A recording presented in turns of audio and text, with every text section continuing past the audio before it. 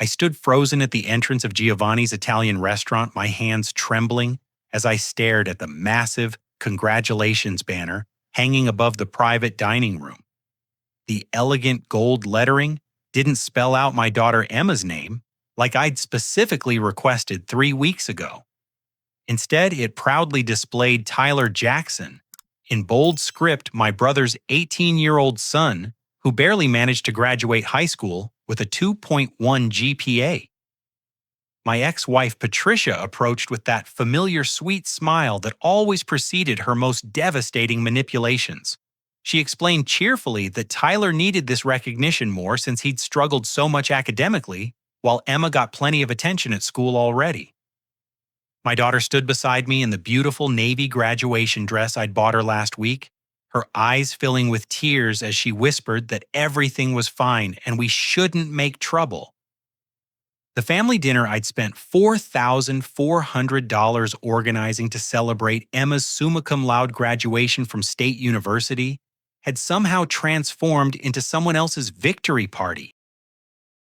3 weeks earlier, I'd been sitting in my regional sales office at MedTech Solutions when Emma called with the news that would change everything.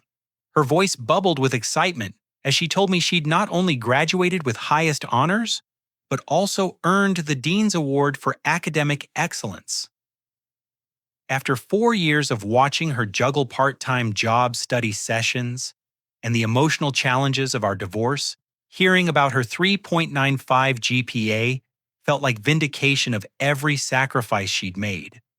That afternoon, I drove straight to Emma's apartment near campus, finding her surrounded by textbooks and acceptance letters for graduate programs.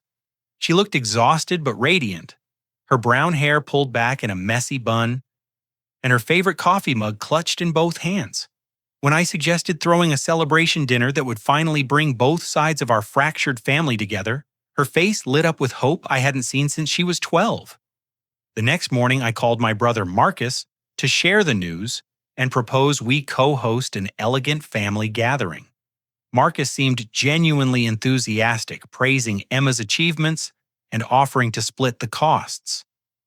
His son Tyler was graduating the same weekend he mentioned, but from a different high school across town. Marcus suggested we could acknowledge both graduations at the dinner, making it a double celebration that would strengthen family bonds. I spent the following week researching venues before settling on Giovanni's Italian restaurant, an upscale establishment known for their private dining experiences. The cost was significant but worthwhile, $2,200 for the exclusive use of their Tuscan room, which featured warm lighting, exposed brick walls, and seating for 20 guests.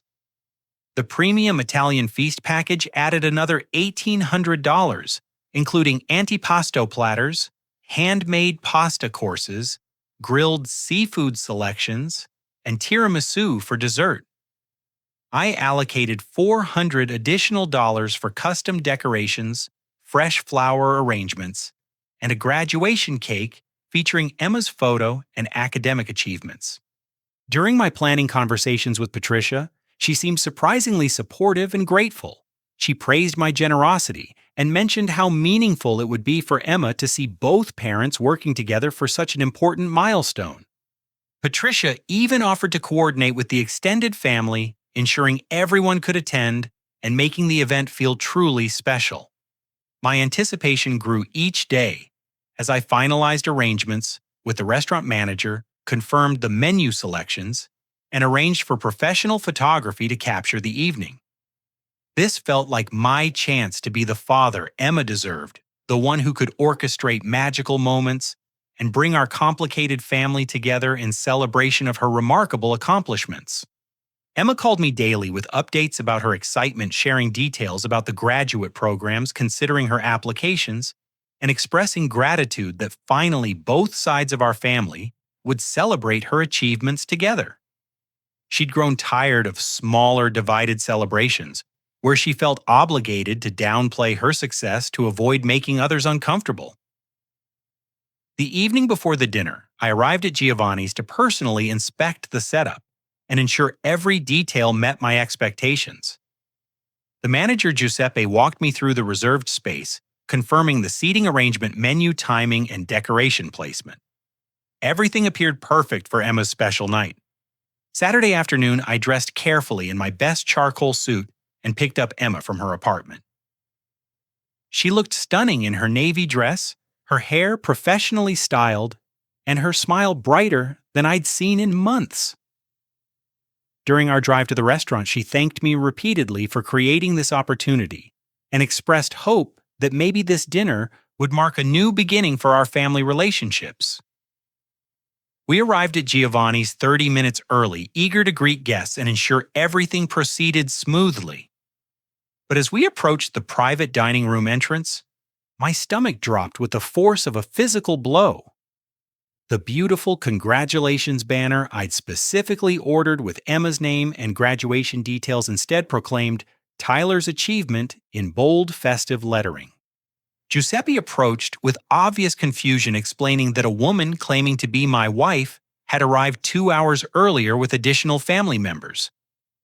She'd insisted there had been a miscommunication about the celebration's honoree and provided new banners, decorations, and even cake specifications featuring Tyler's name and photo.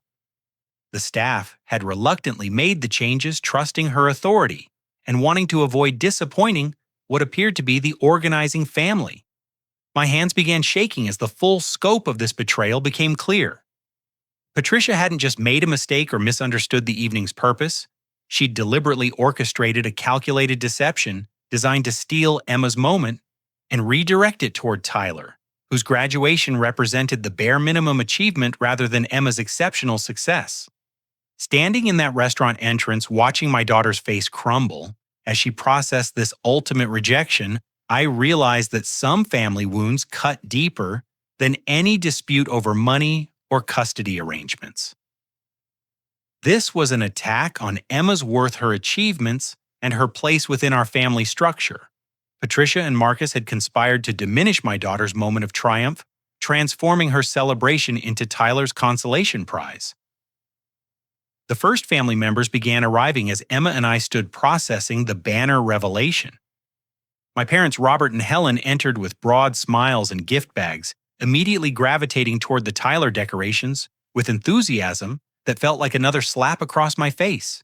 They'd driven 3 hours from their retirement community specifically for this dinner, but their excitement seemed entirely focused on celebrating Tyler rather than acknowledging Emma's academic achievements. Patricia's sister Janet arrived with her husband Steve, both carrying wrapped presents and bouquets of flowers.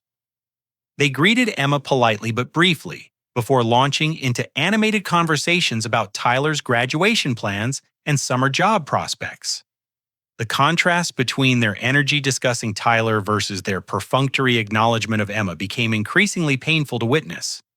Marcus appeared 30 minutes later with Tyler and his wife Sandra, both looking unusually pleased with themselves. Marcus immediately began working the room like a politician, thanking everyone for supporting Tyler through his academic struggles and praising the family unity this celebration represented. He made several pointed comments about how Tyler had overcome learning challenges and family instability, subtly implying that his son's basic graduation carried more significance than Emma's exceptional performance. My growing realization that this conspiracy involved multiple family members hit like ice water through my veins. These weren't innocent misunderstandings or simple scheduling conflicts. Multiple adults had coordinated to steal Emma's celebration and redirect it toward Tyler, treating her achievements as less worthy of recognition and support. During cocktail hour, I overheard conversations that revealed the depth of this betrayal. Patricia had apparently contacted family members weeks earlier, explaining that both graduations would be celebrated, but emphasizing Tyler's needs for encouragement and support. She'd carefully framed Emma's success as something that came easily to her while portraying Tyler as someone who desperately needed family validation to build confidence for his uncertain future. My father approached me with unusual warmth, shaking my hand vigorously while praising my generosity in hosting such an elaborate celebration for Tyler. When I attempted to remind him that Emma was graduating with highest honors and multiple academic awards, He waved dismissively and suggested that smart kids like Emma didn't need external validation the way struggling students like Tyler did. The conversation that broke my heart happened when I overheard my mother telling Janet that Tyler's graduation was more meaningful because it represented overcoming adversity, while Emma's success was expected given her natural intelligence. Helen actually used the phrase, "Some children are blessed with easy paths," while discussing my daughter's 4 years of relentless work sacrifice and determination. Emma excused herself to the restroom, and I followed after, noticing her hands trembling as she tried to maintain composure. I found her leaning against the marble sink, tears streaming down her carefully applied makeup, her shoulders shaking with suppressed sobs. She looked up at me with devastation that cut deeper than any anger or frustration I'd ever experienced. Through her tears, she admitted she'd suspected something was wrong when Patricia called 3 days earlier, asking seemingly innocent questions about the dinner arrangements. Emma had noticed the conversation felt oddly focused on Tyler's attendance and his emotional needs, but she'd hoped her suspicions were unfounded.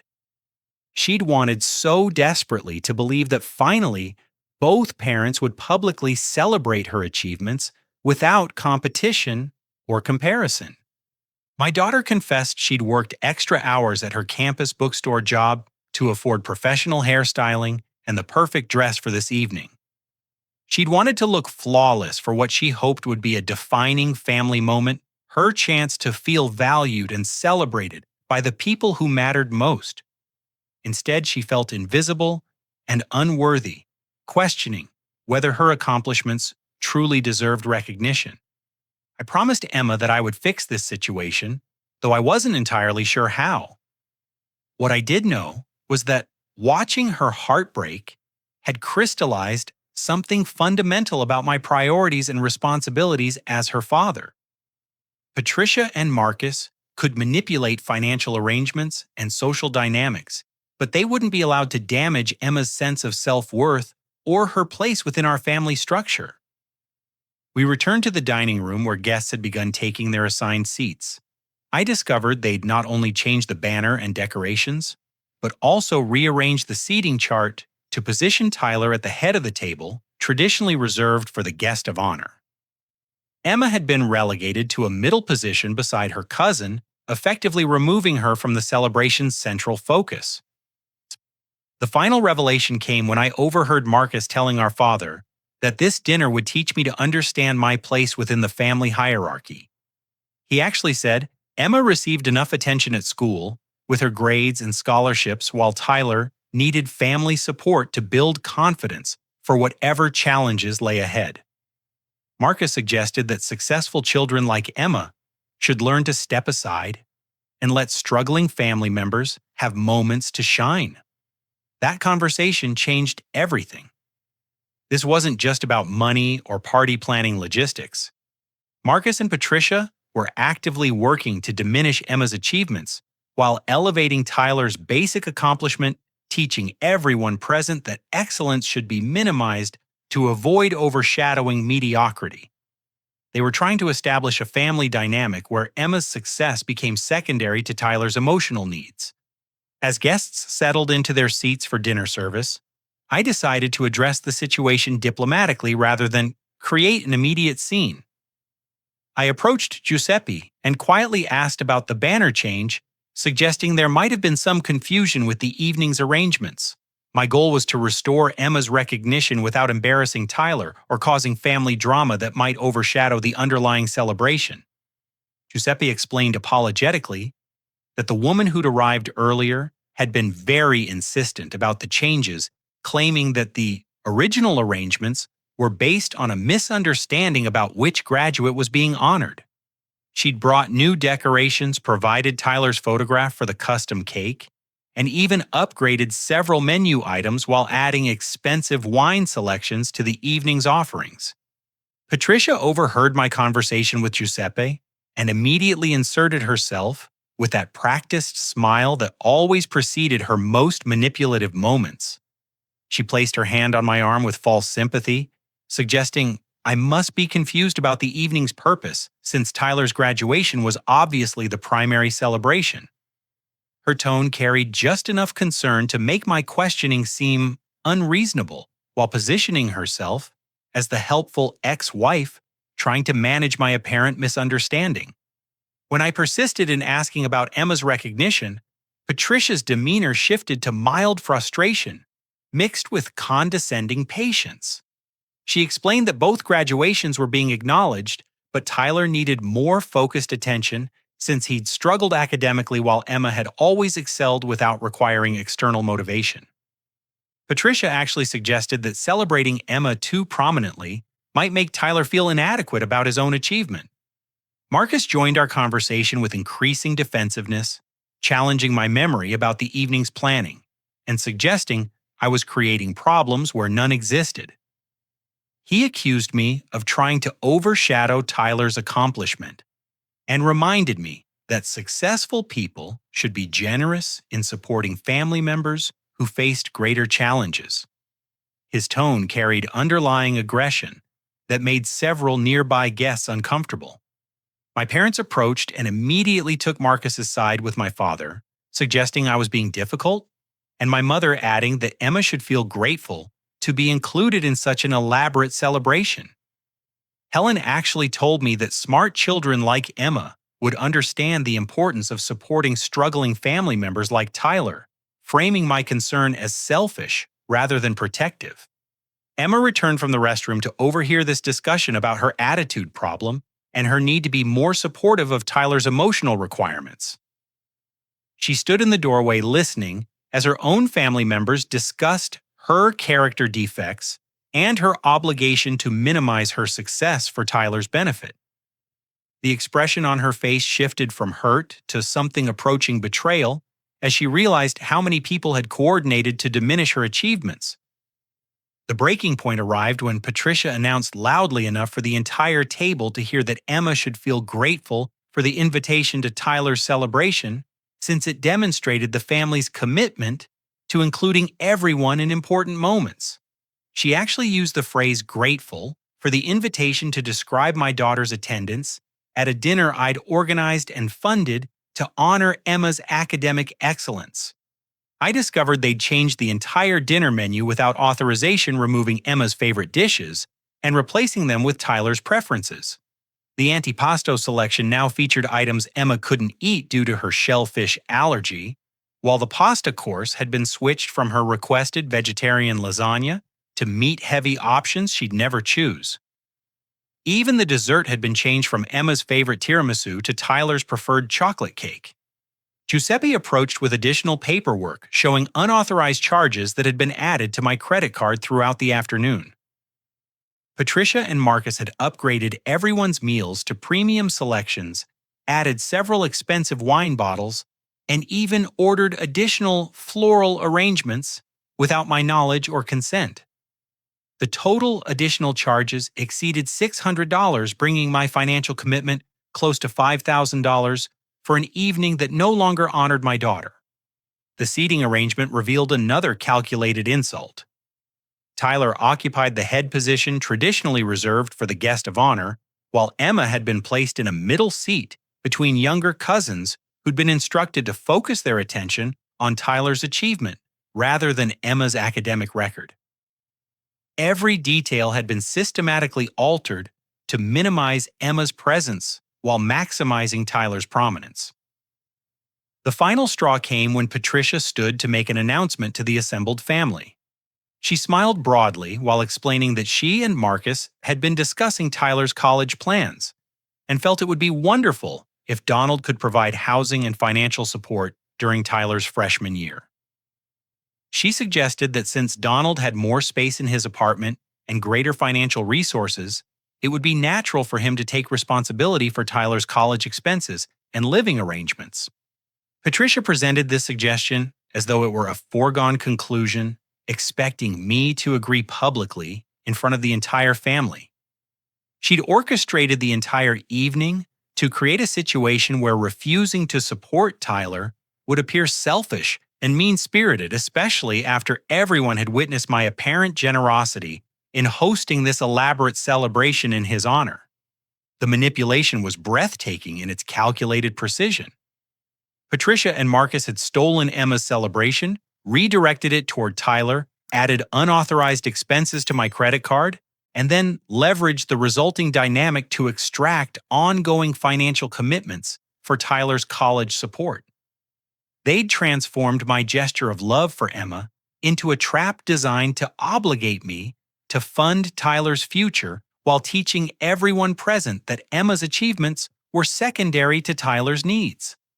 Looking around that table at family members who'd participated in this deception, watching Emma's quiet devastation as she realized the scope of their betrayal, I reached a decision that would change our family dynamics forever. Rather than explode in anger or create the scene they seemed to expect, I would handle this situation strategically and decisively. I quietly told Emma we were leaving immediately without creating drama or giving anyone additional opportunities to manipulate the situation. Some battles required strategic withdrawal, followed by overwhelming response, and this had clearly become one of those moments. I placed my hand gently on Emma's shoulder and spoke quietly enough that only she could hear. We were leaving immediately, I told her, not because of anything she'd done wrong, but because some situations required dignity rather than confrontation. Emma's relief was visible as her shoulders relaxed for the first time since we'd entered the restaurant. She'd been holding herself together through sheer willpower, and my decision to prioritize her well-being over family politics felt like permission to stop pretending everything was acceptable.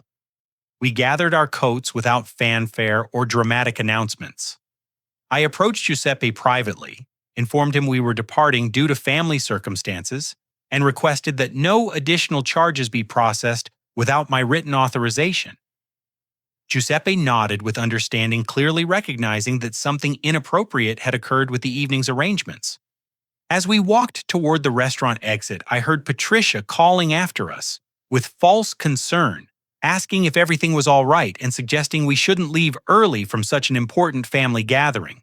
Her tone carried just enough sweetness to make our departure appear unreasonable to anyone who hadn't witnessed the systematic manipulation that had preceded it. Marcus attempted to follow us into the parking lot, calling my name and insisting we needed to discuss the evening's arrangements like reasonable adults.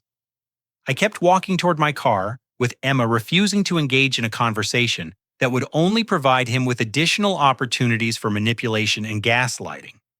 During our drive away from Giovanni's, Emma remained quiet for several miles before finally breaking down completely. She cried with the intensity of someone who'd been holding back tears for hours, her body shaking with sobs that seemed to release months of accumulated hurt and frustration. I pulled into a parking lot and held her while she grieved not just for this evening, but for years of feeling secondary within our complicated family structure. Through her tears, Emma revealed details about other occasions when Patricia had manipulated situations to favor Marcus's family over her accomplishments. She described graduation parties that had been postponed to accommodate Tyler's scheduled family vacations, where her academic achievements were downplayed to avoid making Tyler feel inadequate, and countless dinner conversations where her success was treated as expected rather than celebrated. Emma admitted she'd worked extra jobs throughout college not just to cover expenses, but to afford the kind of clothes and experiences that might help her feel valued during family gatherings. She'd purchased the navy dress specifically for this dinner, hoping to look sophisticated enough to command the respect and attention her achievements deserved. Instead, she'd felt invisible and unworthy throughout the entire evening. My daughter confessed something that broke my heart into pieces. She'd actually turned down a celebration dinner that Patricia's parents had offered to host because she'd wanted to give me the chance to be the proud father, publicly celebrating her success. Emma's wealthy grandparents on Patricia's side had suggested an elegant gathering at their country club, complete with her extended family and academic mentors, but she declined because she'd hoped this dinner would represent a new beginning for our relationship. We arrived at my apartment complex as the sun was setting, casting long shadows across the parking lot, that somehow matched the melancholy mood settling between us. Emma sat on my couch, still wearing her beautiful dress, looking exhausted and defeated, in a way that transformed her from a confident college graduate back into the vulnerable child who'd needed protection during our divorce proceedings. That evening, Emma opened up about her future dreams and aspirations with more honesty than we'd shared in years. She talked about graduate school applications, career goals in environmental law, and her hope to make meaningful contributions to wildlife conservation efforts. Her intelligence and passion were evident as she described research projects and internship opportunities, making it even more painful to realize how systematically her family had worked to diminish these remarkable achievements. As Emma finally fell asleep on my couch, still wearing her graduation dress, because she was too emotionally drained to change clothes, I began planning my response to this calculated betrayal. Patricia and Marcus had manipulated family dynamics stolen. Emma's celebration added unauthorized charges to my credit card and attempted to extract ongoing financial commitments through social pressure and public embarrassment. But their most serious mistake was underestimating my commitment to protecting Emma's emotional well-being and ensuring she understood her own worth. They'd treated my love for my daughter as a weakness they could exploit, failing to recognize that attacking Emma would transform me from a cooperative family member into a determined adversary. I spent the next several hours methodically reviewing every financial transaction related to the dinner arrangements. I documented the original agreements, the unauthorized changes, and the additional expenses that had been added without my consent. I gathered email correspondence, receipt copies, and credit card statements that would support my position in any future disputes. My first action was calling my credit card company's after-hours customer service line to dispute the unauthorized charges that Patricia and Marcus had added throughout the afternoon. The representative was sympathetic and helpful, immediately freezing the disputed amounts while beginning a formal investigation into the fraudulent activity. Next, I contacted Giovanni's restaurant and spoke with Giuseppe about the evening's events. He apologized profusely for the confusion and agreed to reverse any charges associated with the unauthorized menu changes and additional items that had been ordered without my knowledge. Giuseppe also offered to provide written documentation of the changes that had been made to the original arrangements. By 3 o'clock in the morning, I'd successfully initiated the process of reversing every unauthorized expense while documenting the systematic deception that had transformed Emma's celebration into Tyler's manipulation opportunity. But financial recovery was only the beginning of my response to this betrayal. Patricia and Marcus had declared war on my daughter's emotional well-being, and they were about to discover that some battles carry consequences far beyond their original scope of manipulation. The next morning brought a series of increasingly frantic phone calls as my financial countermeasures began taking effect.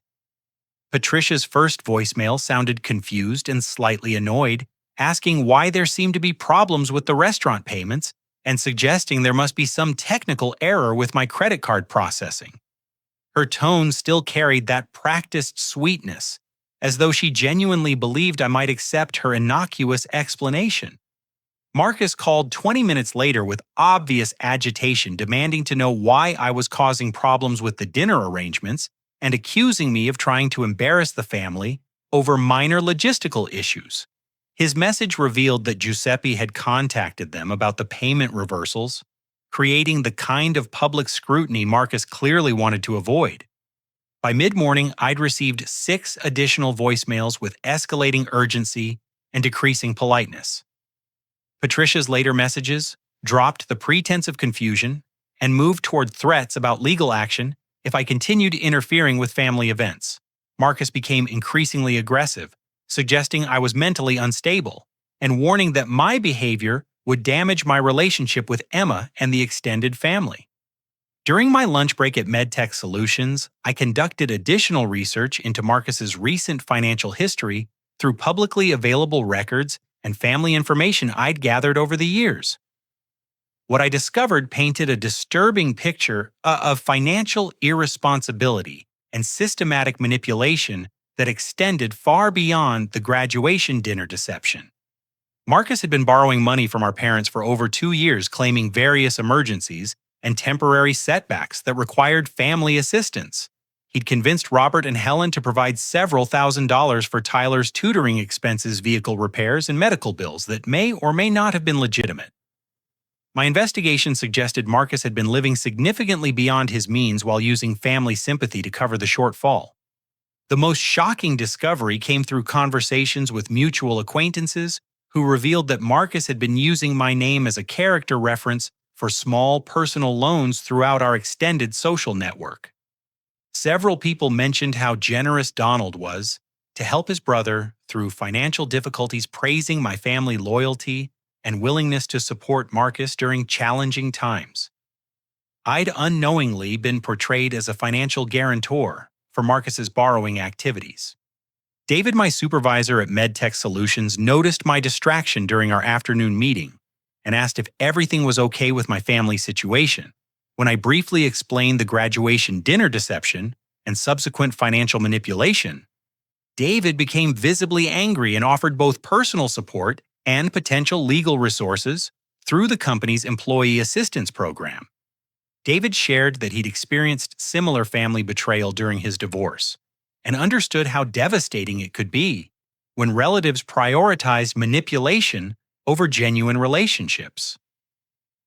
He suggested documenting everything carefully and considering legal action to protect both my financial interests and Emma's emotional well-being.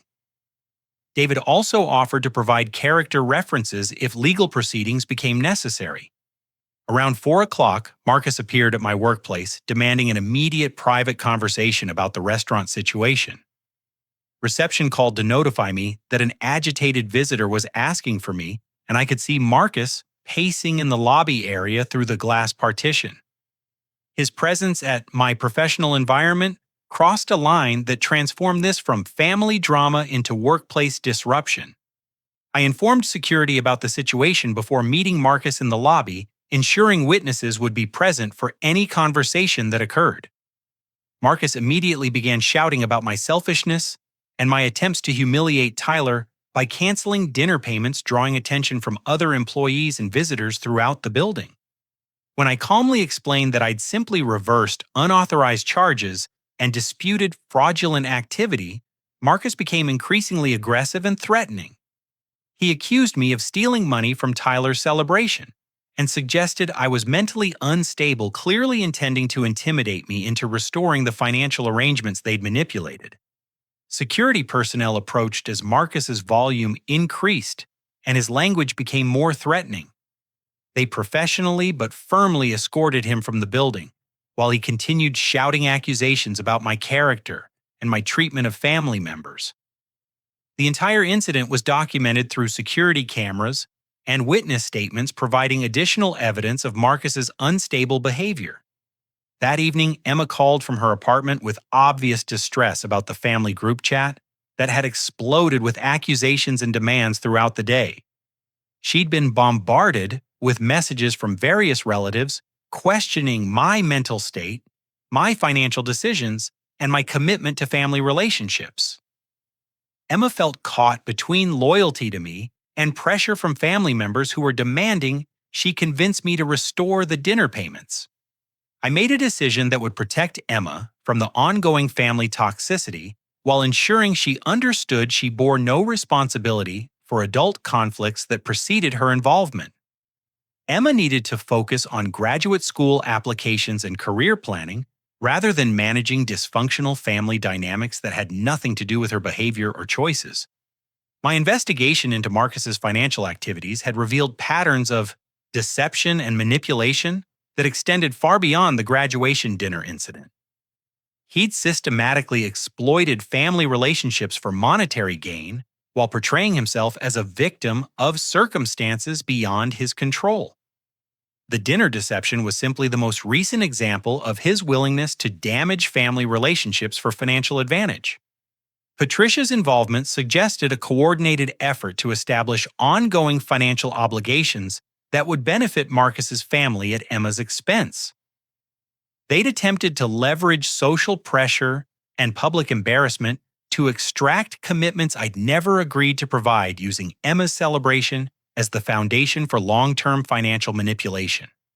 But their most serious miscalculation was assuming I would prioritize family peace over Emma's well-being. They'd underestimated my willingness to face family conflict when protecting my daughter's emotional health and ensuring she understood her own value within our fractured but important relationship.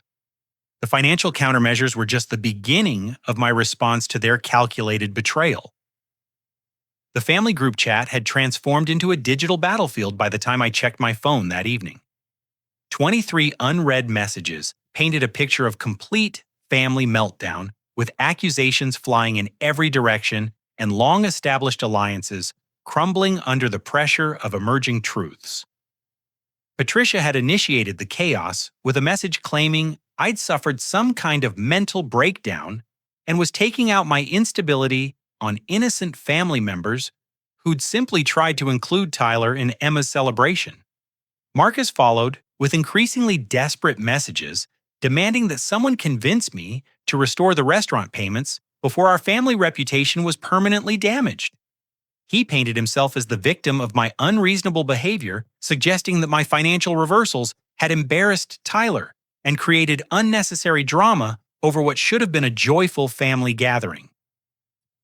But the tide began shifting when Janet, Patricia's sister, posted a private message apologizing for her participation in the dinner deception.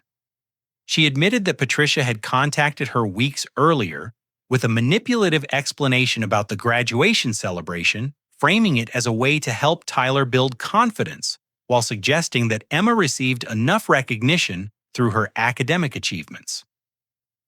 Janet confessed she'd felt uncomfortable with the arrangement, but had gone along to avoid family conflict. Steve, Janet's husband, followed with his own apology and admission. He revealed that Marcus had approached him months earlier requesting a loan for Tyler's graduation expenses, using my name as a character reference and suggesting I'd agreed to match any contributions from extended family members. Steve had provided $500 based on what he believed was my endorsement of the fundraising effort. The most shocking revelation came from Tyler himself, who finally broke his silence with a message that changed everything. He admitted he'd never wanted the graduation dinner to be changed to honor him instead of Emma, and that he'd felt increasingly uncomfortable as the deception unfolded throughout the evening. Tyler revealed that Marcus had promised him my old gaming system and laptop computer if he cooperated with the celebration changes, essentially bribing his own son to participate in the manipulation. Tyler's message continued with details that painted Marcus and Patricia's collaboration in an even more disturbing light. He explained that they'd been planning this graduation dinner theft for weeks, viewing it as an opportunity to extract ongoing financial support for Tyler's college expenses while simultaneously diminishing Emma's achievements. They'd calculated that publicly embarrassing me would create enough social pressure to force compliance with their financial demands. My parents, Robert and Helen, initially defended Marcus with messages about family loyalty and the importance of supporting struggling relatives over successful ones. Helen actually wrote that Tyler needed encouragement more than Emma needed celebration, repeating the manipulative talking points Patricia had obviously provided. Robert added that successful children like Emma should understand their obligation to help family members who faced greater challenges.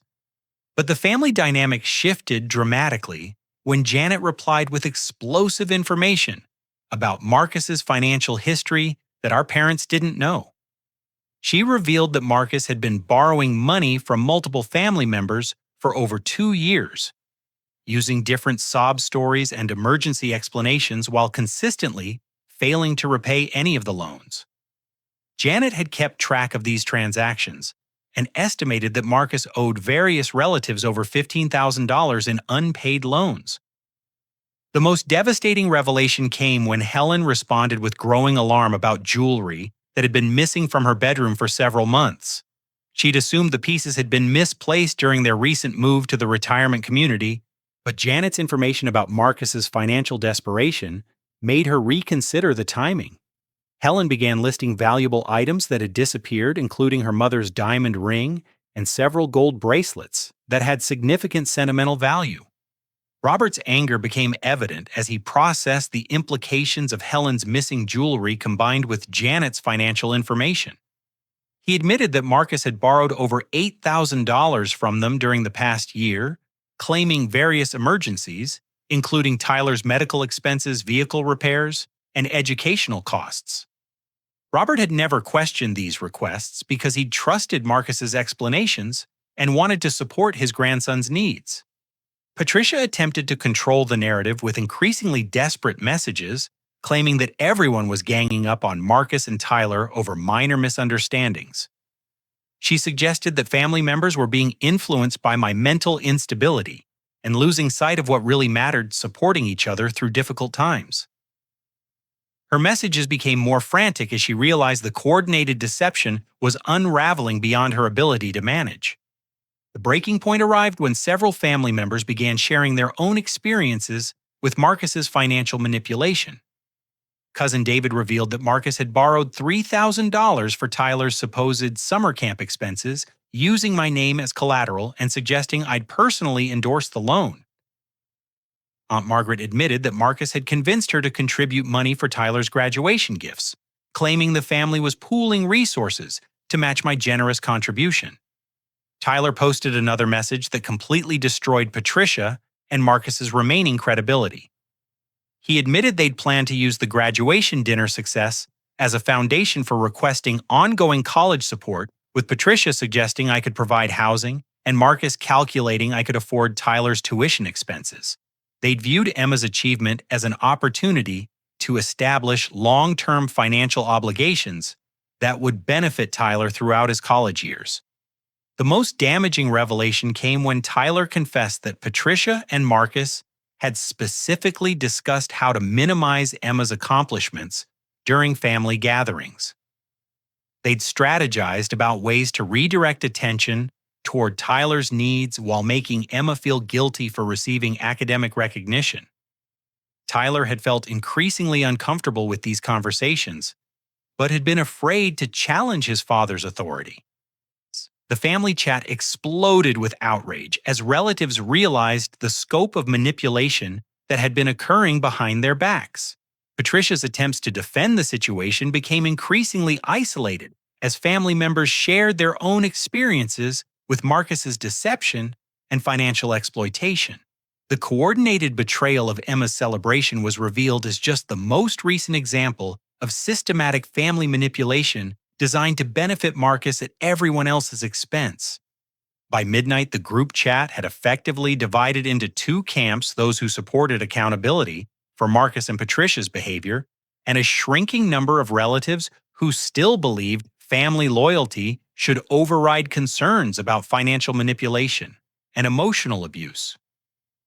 The truth had emerged despite Patricia's desperate attempts to control the narrative, and the consequences would reshape our family relationships permanently. But the most important outcome was emerging support for Emma from relatives who finally understood how she'd been systematically undermined and diminished by adults who should have celebrated her achievements. The validation she'd been denied during the graduation dinner was finally coming from family members who recognized the injustice of what had been done to her. 1 month after the graduation dinner disaster, Emma stood in David's beautifully landscaped backyard garden, surrounded by people who genuinely valued her achievements and wanted to celebrate her remarkable journey. David had volunteered his home for a proper graduation celebration, and his wife Maria had transformed their outdoor space into an elegant party venue with string lights, fresh flower arrangements, and a custom banner featuring Emma's actual name and academic honors. The guest list included my colleagues from MedTech Solutions, several of Emma's professors who'd driven from campus to attend, childhood friends who'd supported her through our family's difficult years, and neighbors who'd watched her grow into the remarkable young woman she'd become. These were people who celebrated excellence rather than resenting it, who understood that acknowledging Emma's success didn't diminish anyone else's worth. Emma looked radiant in a different dress she'd chosen for this authentic celebration, her confidence restored through weeks of genuine support and recognition from people who truly cared about her future. She moved through the gathering with grace and joy, engaging in meaningful conversations about her graduate school plans and career aspirations, without worrying that her enthusiasm might make others uncomfortable. Tyler arrived as Emma's invited guest, having made the difficult decision to distance himself from Marcus's manipulative behavior and rebuild an honest relationship with our family.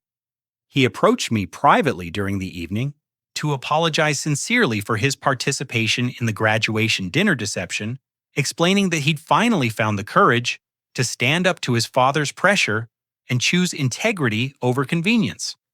Tyler revealed that he'd been accepted to community college for the fall semester and was planning to live independently while working part-time to support his education. He declined Marcus's offer to pursue the college support scheme they'd attempted to extract from me, choosing instead to build a future based on his own efforts, rather than manipulation and exploitation of family relationships. The most meaningful moment of the evening came when my parents, Robert and Helen, arrived carrying an elaborately wrapped gift and heartfelt apologies. They'd spent weeks processing the revelations about Marcus's financial deception and their own role in perpetuating family dynamics that had damaged Emma's sense of worth and belonging.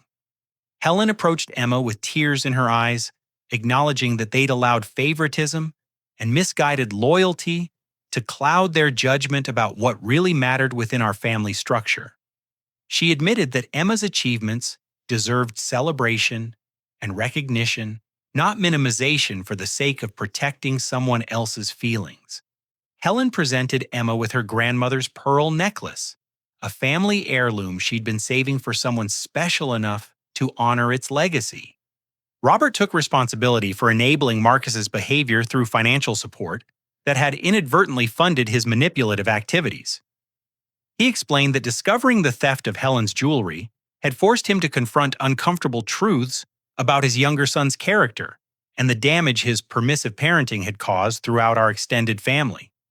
My parents announced they'd established a college fund specifically for Emma's graduate school expenses, money they'd recovered after demanding Marcus repay his outstanding loans with immediate liquidation of assets. They wanted to demonstrate their commitment to supporting excellence and integrity rather than enabling manipulation and entitlement. Patricia's absence from the celebration spoke volumes about the legal boundaries I'd established following her harassment campaign after the restaurant incident. The restraining order I'd obtained had effectively ended her attempts to manipulate family dynamics through threats and emotional intimidation.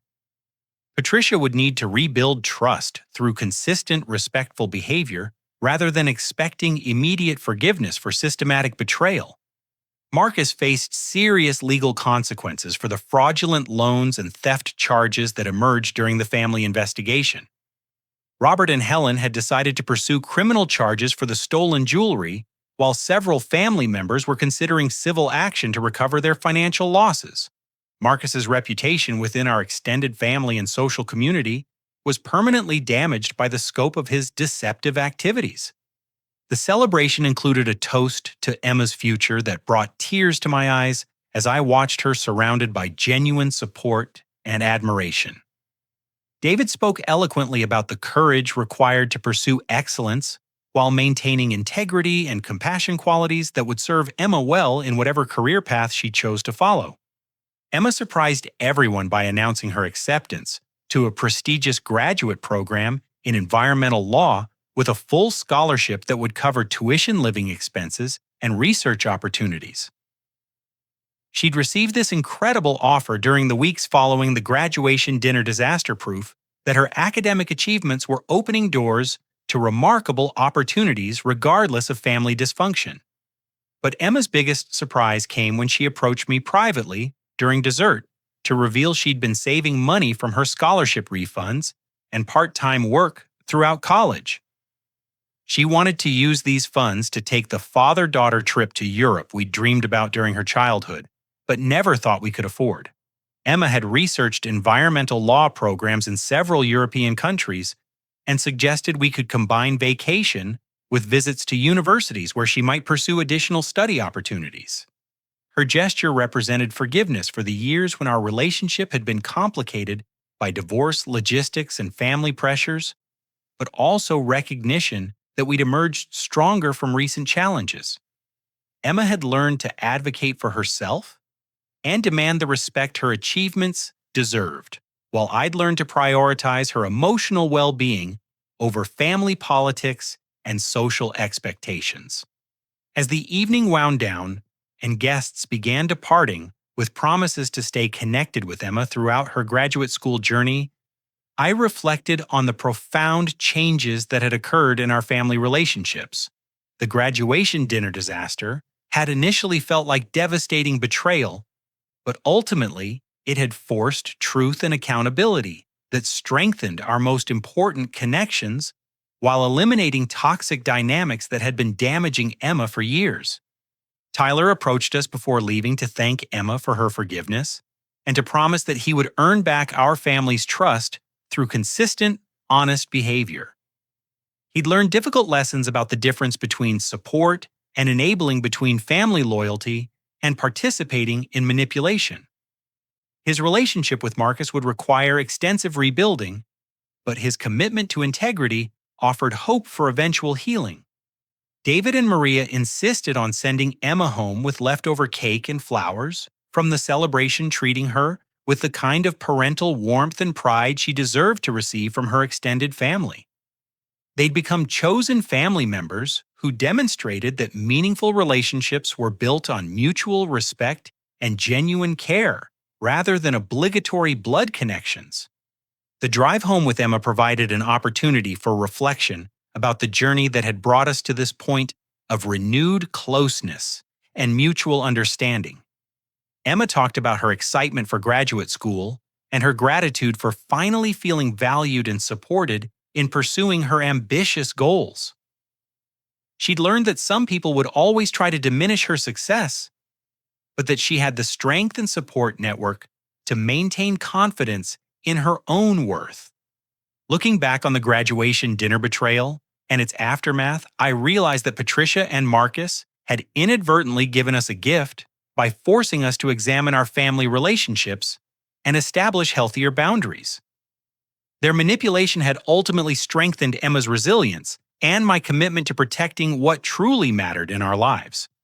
Emma's scholarship success and graduate school acceptance proved that excellence creates its own opportunities regardless of family dysfunction or social obstacles. The support she'd received from professors, employers, and genuine friends demonstrated that her achievements were recognized and valued by people who mattered in her professional and academic development. The legal consequences facing Marcus and the financial recovery our family had achieved sent clear messages about accountability and justice that would influence our family dynamics for years to come. Patricia's isolation and Marcus's criminal charges established boundaries that protected Emma from future manipulation while ensuring that toxic behavior carried meaningful consequences. As we arrived at my apartment complex, Emma thanked me for choosing her well-being over family peace during the graduation dinner crisis. She'd needed to see that someone would fight for her worth and defend her achievements against people who tried to diminish them. My willingness to face conflict and consequences had taught her that she deserved protection and advocacy lessons that would serve her well throughout her personal and professional life. The most important outcome was Emma's restored confidence in her own value and her renewed trust in our relationship as father and daughter. She'd learned that real family members celebrate success rather than sabotage, it support dreams rather than diminish them, and choose love over manipulation when conflicts arise. Sometimes the greatest gift you can give someone you love is showing them they deserve better treatment than they've been receiving. Sometimes protecting what matters most requires the courage to face uncomfortable truths and make difficult choices that upset established patterns. Sometimes justice means refusing to enable manipulation and demanding accountability from people who violated trust and damaged relationships. Emma's story demonstrates that excellence and integrity ultimately triumph over manipulation and mediocrity when supported by people who genuinely care about your success and well-being. Her journey from graduation dinner betrayal to authentic celebration shows that toxic family dynamics can be overcome through courage, determination, and the wisdom to choose relationships that nurture rather than diminish your potential. Looking toward our future together, I felt optimistic about the foundation we'd built through surviving this crisis and emerging with stronger connections and clearer boundaries. Emma's graduate school success would be celebrated by people who genuinely valued her achievements, while our relationship would continue growing based on mutual respect, honest communication, and shared commitment to each other's happiness and success. The graduation dinner disaster had taught us both that family isn't just about blood relations, but about people who choose to support, celebrate, and protect each other through life's challenges and victories. Emma's real family consisted of everyone who'd gathered in David's backyard that evening, people who understood that her success made the world brighter and her dreams worth supporting. Have you ever had to choose between keeping peace and protecting someone you love from family members who didn't value their worth? Sometimes the most loving thing we can do is refuse to accept unacceptable treatment, even when it means facing conflict with people we care about. I'd love to hear your thoughts about standing up for what's right versus maintaining family harmony in difficult situations. Thank you for letting me share Emma's story with you. I hope it reminds you that your achievements deserve celebration and your worth should never be diminished to make others feel better about themselves. Please remember to comment with your own experiences like this story if it resonated with you. Subscribe for more real-life stories about family challenges and personal growth, and share this with anyone who might need encouragement to advocate for their own value. Remember that the people who truly love you will celebrate your success, not try to dim your light to make others shine brighter. You deserve relationships that lift you up rather than tear you down. And you have the strength to demand the respect and recognition your achievements have earned.